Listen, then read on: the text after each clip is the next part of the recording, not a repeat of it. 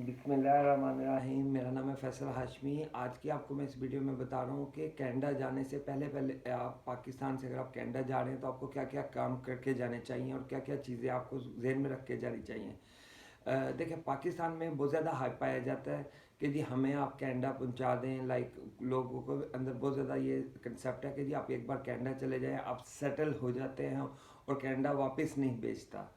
तो आप वहाँ पे बस सेटल हो जाते हैं, जो कनाडा गया वो सेटल ही हो गया है।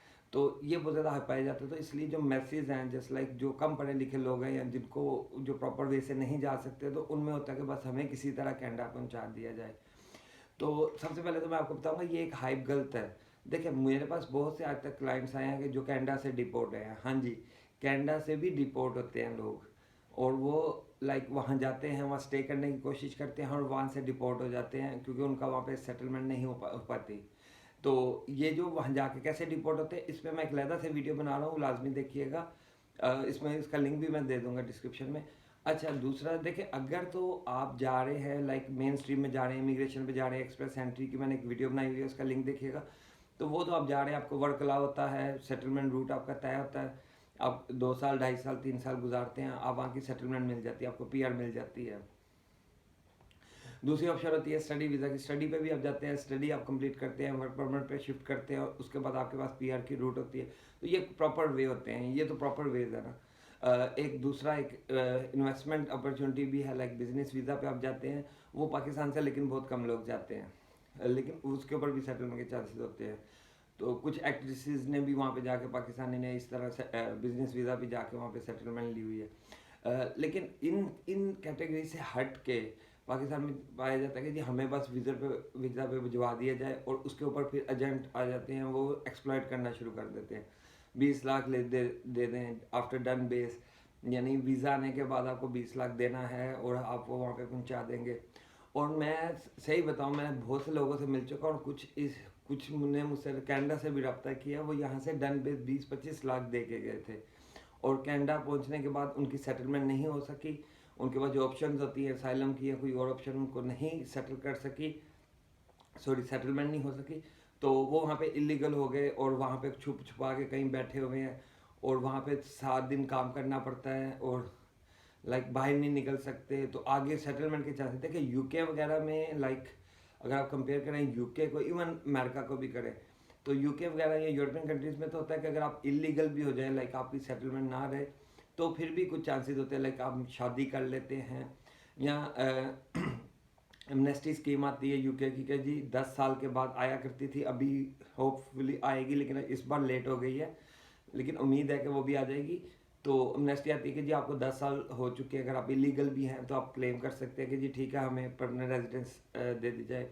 तो ये गवर्नमेंट जब चेंज होती है वहाँ पे ऐसी ऑप्शंस आया करती थी और आने के चांसेस भी हैं।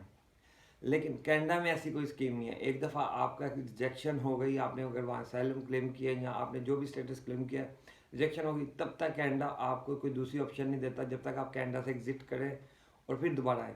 और जब आप एग्जिट करते हैं तो दोबारा आने के चांसेस तो वैसे ही बहुत ज़्यादा कम हो जाते हैं। तो देखिए, पाकिस्तान से जाने से पहले आप पहले इंफॉर्मेशन लेके जाएं। अगर मिसाल के तौर पे आप किसी भी तरह वीज़ा ले लेते हैं, लाइक वीज़ा ले लेते हैं, अगर तो आप टूरिज़्म के लिए जा रहे हैं, टूरिज़्म का वीज़ा नॉर्मली 5 साल का लगता है कनाडा का। लाइक अगर आपका पासपोर्ट 5 साल की वैलिडिटी है तो कनाडा का अगर आप वीज़ा अप्लाई करें, कोशिश करें फ्रेश पासपोर्ट हो, क्योंकि जितना पासपोर्ट आपका फ्रेश का मतलब है रिसेंटली, यानी उसकी वैलिडिटी ज़्यादा हो।